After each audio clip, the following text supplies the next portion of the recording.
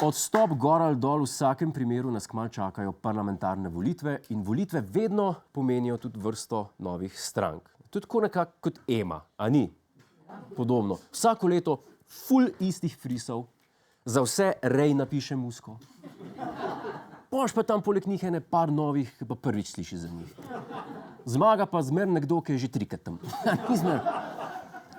Zdaj, trenutno je v igri za stolček v državnem zboru 23 strank, 4 pa so še obljubljene. Zdaj, med starimi strankami je najbolj opazna sprememba v Novi Sloveniji, kjer so Ljudmilo zagnali domov, za šefa pa postavili Mateja Tonina. Kar je fajn, ker jaz sem se že bal, da ne boje več podružnica SDS. Srečo bo spet poskusil Miro Cerar, ki mu je zaradi odstopa poskočila podpora. Lisjak Cerarjev. Mogoče pa niti nisi tak bimbo, kot smo mislili.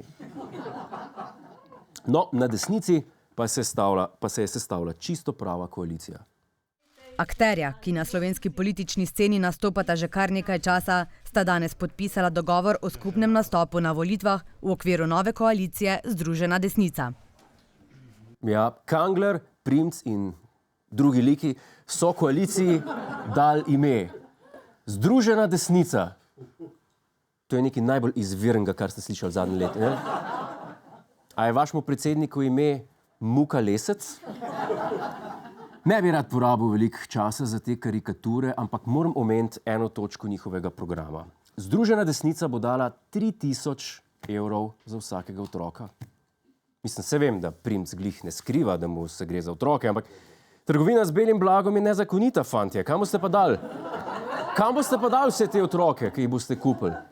Kaj jim bojo v kleti iPhone delali? Dobro, od vseh kandidatov naj bi po anketah največ šans imel novi obrazek Marjana Šarca. Ker Slovenci imamo radi nove obrazke. Kar je logično, bodimo iskreni, ti naši stari ksihti niso glih veliko naredili za nas. Glejte, politiki bi morali biti kot sokovnik. Ne samo zato, ker nas izžemajo do fundamenta, ampak zato, ker če ti sokovnik ne dela, ga vržeš v stran. Ne pustiš ga v kuhinji, sam ka piše gor, daj mi še eno šanso, bom začel delati. No in ko smo že pri novih strankah, državljan Kovačič, to je deda, ki je sklatu Mirota, se je odločil, da bo tudi sam ustanovil stranko. In na podlagi njegovih izkušenj smo skupaj naučili, kako ustanoviš stranko. Zdaj, prvi korak pri ustanovitvi stranke je seveda ime. Biti mora kratko, mogoče kratica, pa mora biti preprosto, da si ga vsi zapomnijo. Davkoplačevalci se ne damo. Se ne damo. Več. Davkoplačevalci se ne damo, to je naše ime. Se ne damo več? Ali samo? Se ne damo več. Ne, imena strank so preprosta, zato da si jih volivci zapomnijo, pa tudi člani strank. Ko je bilo, če bi se Desus imenoval stranka za penzioniste, ki jo vodi nekdo, ki ni naredil nič za penzije, sam se ima pa rad fajn.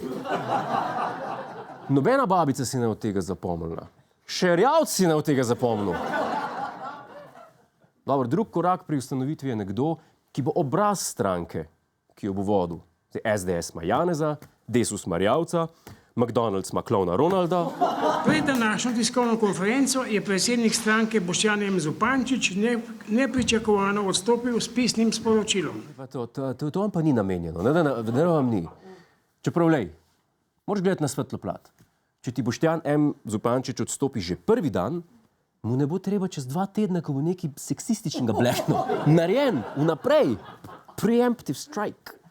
No, nova stranka potrebuje tudi slogan. En tak preprost moto, ki ga daš na majice, na lepke, na plakate. Recimo, Janković ima Zoki dela, Primc ima Za otroke gre, Jelinčič ima Juden raus, Vili? Politika ni kurba, kurbe so ljudje.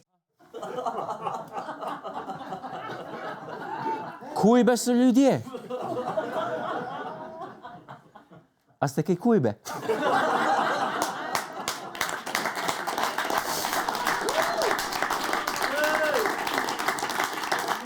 Čak malo. A to pomeni, politika ni kujba, kujbe smo mi? Da, mi se smejimo. Ampak Vili je tle 2-krat zadev. Slogan je kratek in preprost in zih se ga vsak zapomnil. Dobro, pojmo dalje. Zadnji korak pri ustanavljanju nove stranke pa so finance. brez denarja ne moreš nič, to vsi vemo. Nekateri imajo za seboj strice iz ozadja, recimo Udbo mafijo ali pa Soroša, drugi, naprimer, najdejo bogate donatorje ali pa gospodarstvenike. Najboljš pa je, če se zgledujete po najbolj uspešni organizaciji na svetu. Kolikor bo pač kdo lahko dal, tam imamo puščico, tako kot pri cerkvenem ofru. Brihtno, ne? Tja postaviš košaro, pobiraš šofer, župnik vam zamenil da žegen, Kočič vam bo dal pa rdečo kapo pa majico.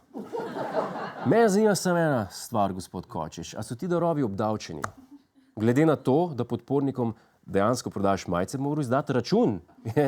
Vklopi razum. Sicer... Vklopi razum. Ker, če ne, boš moral ime spremeniti v davkoplačevalci ne damo. Ne, se ne damo. Lahko sam nekaj prosim svojce gospoda Kovačiča, dej pejte ga iskat, pa ga peljte domov, ki je izgubljen nekaj.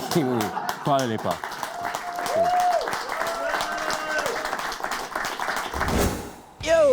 To je naš YouTube kanal. Klikni na ta gumb in se naroči, da boš na tekočem. Polajkaj nas tudi na Facebooku in na Twitterju. Pa po pameti!